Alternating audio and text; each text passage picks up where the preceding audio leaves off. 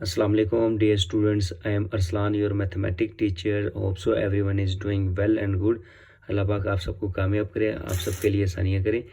तो dear students, आज हम इस वीडियो में आप लोगों के साथ 10th फिजिक्स के most repeated and most important MCQ share करेंगे जो कि हर हाल में पेपर में पूछे जाते हैं और इन्हीं में से आपके इंशाल्लाह 10 के 10 एमसीक्यूज आएंगे जो कि इंशाल्लाह आपको पूरे मार्क्स दिलाएंगे। तो ये आप लोगों के साथ कुछ मैं गेस्ट पेपर शेयर करने लगा हूँ, ये आप लोग देख लें। अगर आप लोगों को अपने बोर्ड का गेस्ट पेपर चाहिए तो आप हमसे रब्ता कर सकते हैं 0335406865। ये हमारा व्हाट्सअप नंबर है। इंशाल्लाह आप लोगों को आपके बोर्ड के गेस्ट पेपर प्रोवाइड किए जाएंगे जो कि 100% आपके लिए वर्क करेंगे। तो डियर स्टूडेंट्स, ये अगर यूट्यूब पर आप हमारे यूट्यूब चैनल पर नए आए हैं, आप लोगों ने अभी तक हमारा चैनल सब्सक्राइब नहीं किया तो बेल आइकन को लाजमी प्रेस करें और हमारा जो यूट्यूब चैनल है वो लाजमी आप लोग सब्सक्राइब करें ताकि हर नई से नई अपडेट आप लोगों को मिलती रहे। और इसके साथ साथ आप लोगों ने हमारे चैनल को अपने फ्रेंड्स के साथ भी शेयर करना है ताकि वो भी हमारे चैनल से मुस्तफ़ीद हो और हर नई से नई अपडेट उनको भी मिलती रहे। तो डियर स्टूडेंट्स, ये कुछ इंपॉर्टेंट एमसीक्यूज है, ये अब आप लोगों के साथ मैं इसको सॉल्व करता हूँ, लिहाजा आप लोगों ने बहुत केयरफुली के साथ इसको देखना है और आप लोगों ने ख़ुद भी हमसे पहले सॉल्व करने की कोशिश करनी है ताकि आप लोगों की रिवीजन हो जाए और आप लोगों को आइडिया हो जाए कि ये एमसीक्यूज आपको आते हैं या नहीं आते, और अगर ये पेपर में आ जाते हैं तो यहाँ से आप लोग कितने कवर खुद को कवर कर सकते हैं। तो डियर स्टूडेंट, पहला एमसीक्यूज है हमारे पास, the mathematical formula of Hooke's law is, यानी कि हुक के कानून का हिस्सा भी फार्मूला है f is equal to minus x over k, f is equal to minus 1 over k x, f is equal to minus 2k over x और f is equal to minus k x. तो इसका correct answer जो है f is equal to minus k x, यानी कि इसके option जो है वो ए इज करेक्ट आंसर। इसके बाद सादा पेंडुलम के टाइम पीरियड का फॉर्मूला लिखें। The formula for time period of simple pendulum is, आपके पास ए ऑप्शन है t is equal to 2 pi under root m over g, t is equal to 2 pi m over k, t is equal to 2 pi l over g, t is equal to 2 pi g over m. तो इसका जो करेक्ट answer यहाँ पर ये लगा हुआ है लेकिन ये इसका आंसर नहीं है, इसका आंसर जो है वो सी है। सॉरी। नेक्स्ट आपको कहता है the formula for time period of mass spring is, t is equal to 1 over 2 pi under root k over m is equal to next 1 over 2 pi under root m over k, t is equal to 2 pi m over k under root t is equal to 2 pi k over m. तो इसका जो करेक्ट आंसर है वो B है। इसके बाद नेक्स्ट है फ्रीक्वेंसी बराबर होती है, यानी कि frequency is equal to f is equal to minus k x. ये आपने पढ़ा है कि ये किसमें है, ये हुक का कानून है, ठीक है, लिहाजा ये नहीं है। Next t is equal to 2 pi l over g, यानी कि ये सादा पेंडुलम का फॉर्मूला है। f is equal to 1 over g, नहीं ये भी नहीं है। फ्रीक्वेंसी ग्रेविटेशन के अकॉर्डिंग नहीं होती, फ्रीक्वेंसी टाइम पीरियड होती है, टाइम पर सेकंड, वो आपके पास फ्रीक्वेंसी होती है, लिहाजा इसका जो आंसर होगा वो ए होगा। नेक्स्ट आपके पास है सॉरी, अगर सिंपल पेंडुलम की लंबाई को दुगना करें तो इसका टाइम पीरियड हो जाएगा, यानी कि if we double the length of simple pendulum then its time period become t over 2t, t over under root 2 या अंडर रूट 2t। तो इसका करेक्ट आंसर है ए। इसके बाद नेक्स्ट आपके पास है मंदरजा झेल में से कौन सी एक मिसाल सादा पेंडुलम सिंपल हार्मोनिक मोशन को बयान करती है, यानी कि विच of the following is an example of simple harmonic motion. तो इनमें से आपने देख लेनी है कि वो कौन सी है। फर्श पर उछलती हुई गेंद की मोशन, नो। ज़मीन की अपने एक्सिस के गिर्द मोशन, नो, ये तो रोटेटरी हो गया और वो लीनियर मोशन हो गई। ये आपके पास क्या है, the motion of ceiling fan, नहीं ये भी रोटेटरी है क्योंकि अपने एक्सिस के गिर्द मूव कर रही है। इसके बाद द मोशन ऑफ सादा पेंडुलम, सिंपल पेंडुलम, तो इसका आंसर एक्यूरेट सिंपल पेंडुलम ही होगा। नेक्स्ट आपके पास है अगर किसी पेंडुलम की गोली का मैस 3 गुना कर दिया जाए तो इस पेंडुलम की मोशन का पीरियड कितना हो जाएगा। If the mass of the bob of a pendulum is increased by a factor of 3, the period of the pendulum motion will, क्या हो जाएगा, दुगना हो बढ़ जाएगा, कोई फ़र्क नहीं पड़ेगा, दुगना कम हो जाएगा, 4 गुना कम हो जाएगा, तो इसके ऊपर कोई फ़र्क नहीं पड़ता। ठीक है, क्यों नहीं पड़ता? क्योंकि ये अभी हमने यहाँ पर इसकी डेफिनेशन पढ़ी, सॉरी डेफिनेशन कह रहा हूँ, फॉर्मूला इसका हमने डिस्कस किया, जो कि क्या था, 1/g, लिहाजा एक दूसरे के इन्वर्स होते हैं, सॉरी डर। इसके बाद नेक्स्ट आपके पास है पेज नंबर 8 में आपको कहता है स्प्रिंग में सिस्टम की काइनेटिक एनर्जी किसी मकाम पर ज़्यादा से ज़्यादा होती है, इंतहाई पोजीशन पर, वस्त पोजीशन पर, दोनों दुरुस्त हैं, कोई नहीं। तो यानी कि काइनेटिक एनर्जी में mass spring is maximum at the dash position, तो मीन पोजीशन पर क्या होती है, ज़्यादा होती है। ठीक है, एम्पलीट्यूड का एसआई यूनिट है, हाँ जी, एसआई यूनिट क्या है एम्पलीट्यूड का, सी है, इनके मीटर या सेंटीमीटर है या हर्ट्ज है या सेकंड है, तो ये मीटर है। इसके बाद फ्रीक्वेंसी का एसआई यूनिट क्या होता है, हर्ट्ज होता है। ठीक है, और अगर यहाँ पर आपसे पूछ ले कि एक इंसानी कान की सुनने की समात कितनी है, कितने हर्ट्ज तक की फ्रीक्वेंसी को वो इजीली सुन सकता है बच्चा, इसके अलावा डॉग का है, वीमेन का है, मैन का है, तो इनका आपको आइडिया होना चाहिए।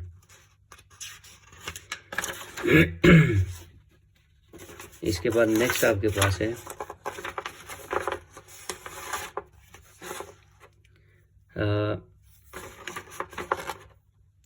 सादा पेंडुलम को हरकत करते हुए रिस्टोरिंग फोर्स मुहैया करती है, हवा की मज़ाहमत, धागे में तनाव, वजन की फोर्स या फिर इनर्शिया।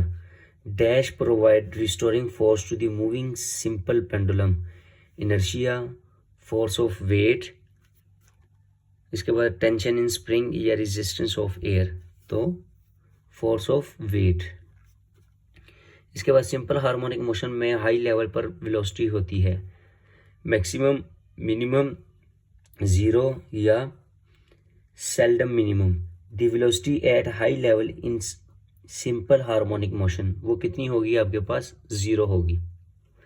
इसके बाद the time period of a simple pendulum of length 1 metre is, 1 metre लंबाई की सादा पेंडुलम का टाइम पीरियड होता है 1.99 सेकेंड, 2.11 सेकेंड, 1.89 सेकेंड या 1.88 सेकेंड।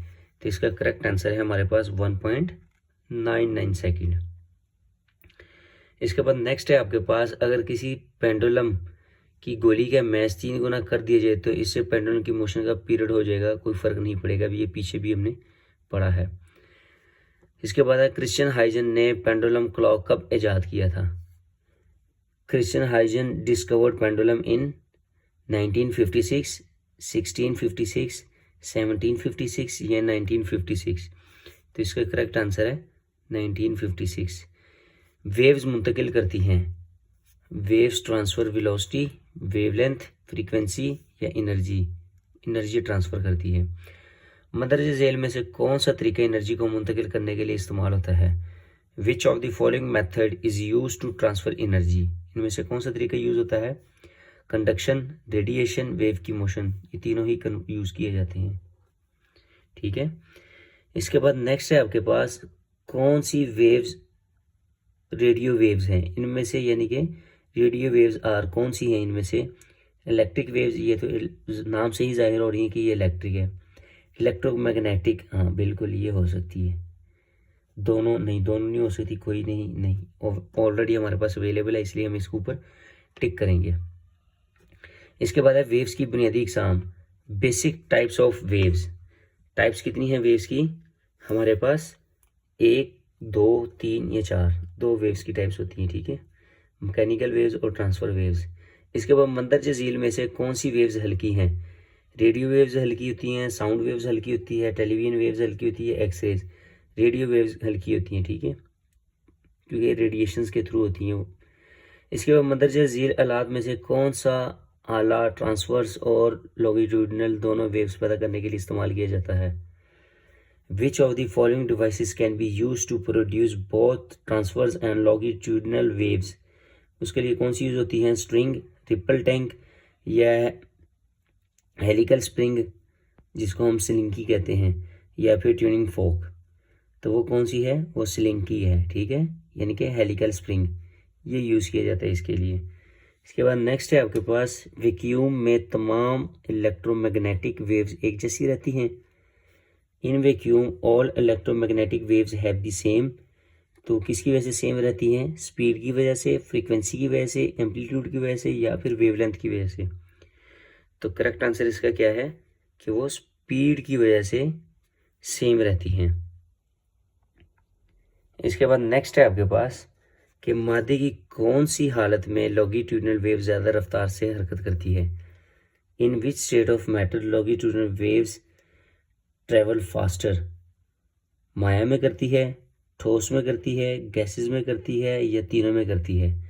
हाँ जी, इसका आंसर अब आप लोगों ने मुझे बताना है। ये बहुत आसान एमसीक्यूज है, लिहाजा हमें तो पता चले ना कमेंट सेक्शन में कि आप लोगों को फिजिक्स की कितनी तैयारी है। अब हर चीज़ हम ही आप लोगों को बताएंगे तो ये तो फिर सरासर गलत बात है। लिहाजा अब आपने इसका अपना जो है 19 एमसीक्यूज नंबर 19, इसका आंसर आपने कमेंट सेक्शन में लाजमी हमें मेंशन करना है, ठीक है। The example of longitudinal waves is, longitudinal waves की मिसाल कौन सी है ये देख लेते हैं।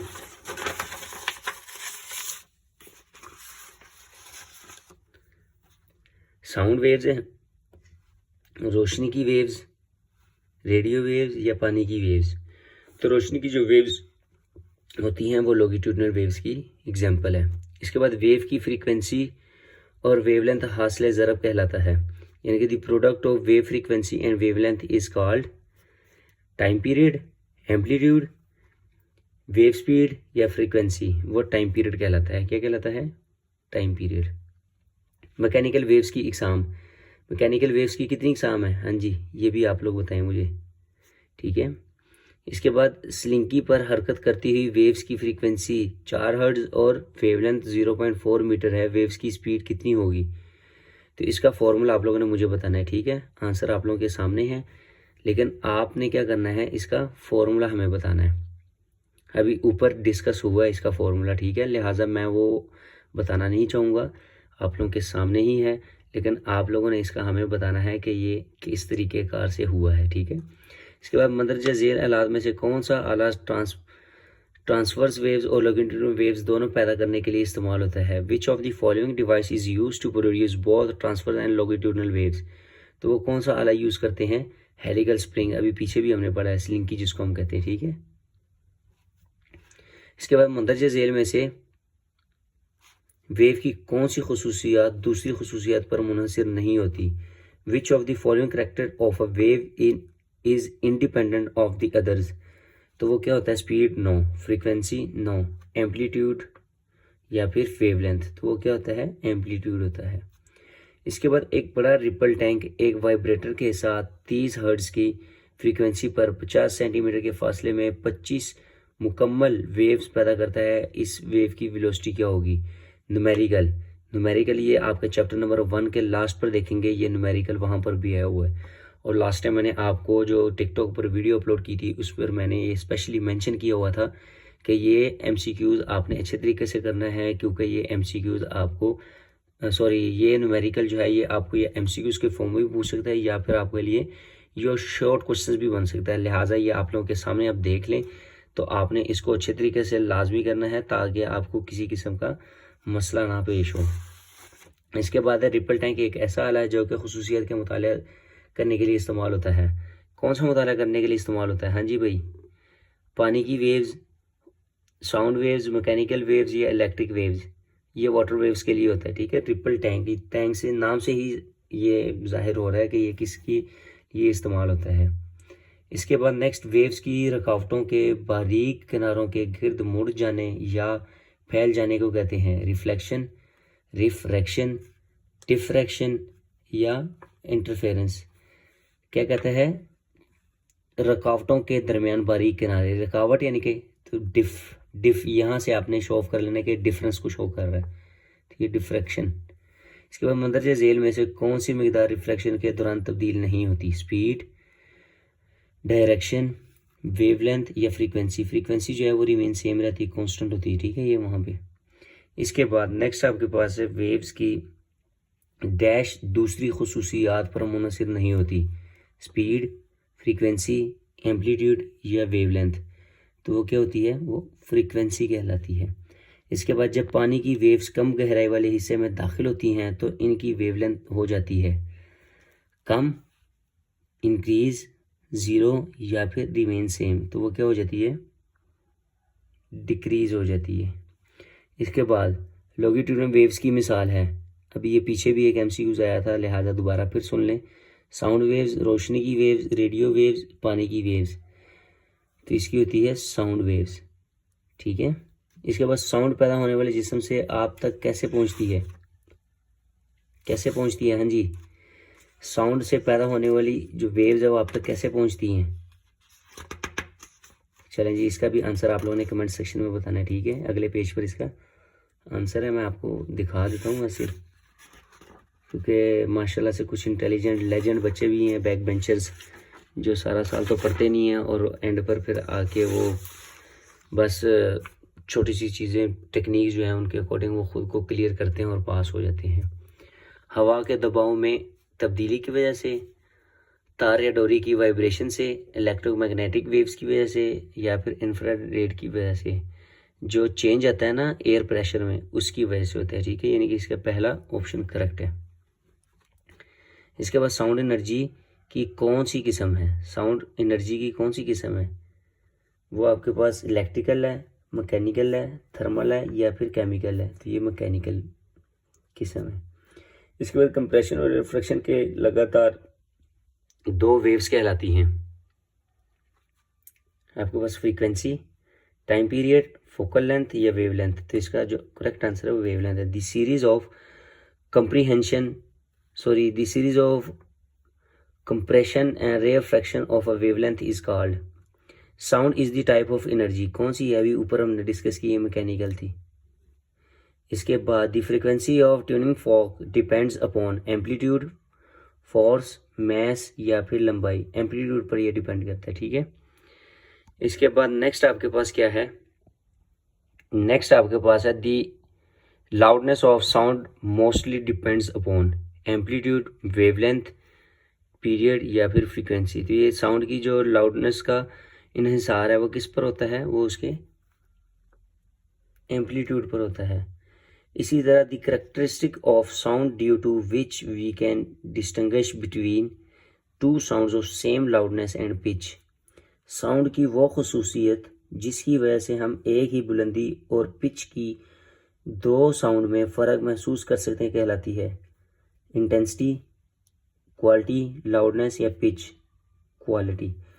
तो डियर स्टूडेंट्स, ये कुछ एमसीक्यूज़ हैं, ये आप लोगों के सामने हैं, ये आप लोग देख रहे हैं। ठीक है, नीचे वाले एमसीक्यूज़ भी हैं, इसके अलावा नेक्स्ट भी हैं, और ये हर बोर्ड के एमसीक्यूज़ डिफरेंट है। ठीक है, ये हमने एक बोर्ड का पेपर अभी डिस्कस किया आप लोगों के साथ, लिहाजा अगर आप लोगों को अपने बोर्ड का गेस्ट पेपर चाहिए तो आप हमसे रब्ता कर सकते हैं। 0335406865 हमारा व्हाट्सअप नंबर है। इंशाल्लाह आप हमसे इस पर रब्ता करें, हमें अपना बोर्ड बताएं, हमें अपनी डिटेल बताएं। इंशाल्लाह आप लोगों के साथ आपके बोर्ड का गेस्ट पेपर शेयर किया जाएगा, जो कि 110% गारंटेड होगा, और ऐसा गेस्ट पेपर होगा जिसको आप तैयार कर लें तो 100% इंशाल्लाह आप लोगों के 60/60 मार्क्स आ सकते हैं। ठीक है, लिमिटेड सा गैस है अकॉर्डिंग टू पेयरिंग। अगर आप अपने गैस को तैयार करते हैं, ठीक है, जैसे कि पेयर मैंने आप लोगों के साथ डिस्कस किया हुआ था, ये एक छोटा सा मैं पेयर फिर आपको दिखाई देता हूँ, ये पेयर है। ठीक है, अगर आप लोग अपने पेयरिंग के हिसाब से 10, 13, 11, 14, 12, 15 ये तैयार कर लेते हैं, बाकी 16, 17, 18 छोड़ देते हैं,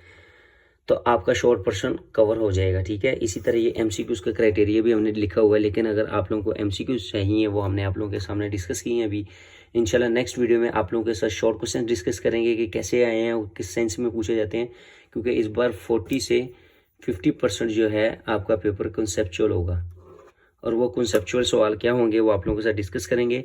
लिहाजा नेक्स्ट वीडियो में आप लोगों के साथ शॉर्ट क्वेश्चंस और लॉन्ग क्वेश्चंस डिस्कस करेंगे, जो कि इंपॉर्टेंट है पेपर के पॉइंट ऑफ व्यू से। तो इंशाल्लाह नेक्स्ट वीडियो में मिलते हैं, दुआओं में याद रखिएगा और हमें लाइक और सपोर्ट लाजमी कीजिएगा, ताकि हम नई से नई अपडेट आप लोगों के लिए लेकर आएँ। और ये हमारा व्हाट्सअप नंबर है, अगर आप लोग हमारा गेस्ट पेपर लेना चाहते हैं। इसके अलावा ये तर्जुमातुल कुरान का गेस्ट पेपर भी हमने आप लोगों के लिए निकाल लिया हुआ है, तो ये भी आप लोगों को मिल जाएगा इंशाल्लाह, लिमिटेड सा है। तो इसके अलावा आप लोगों ने ये करना है कि हमारे चैनल को अपने फ्रेंड्स के साथ भी शेयर करना है, ताकि उनको भी नई से नई अपडेट मिलती रहे, और वो भी हमारे हर तरह की नई से नई इन्फॉर्मेशन से मुस्तफ़ीद हो। तो डियर स्टूडेंट्स, मिलते हैं इंशाल्लाह नेक्स्ट वीडियो में। दुआओं में याद रखिएगा। Best of luck.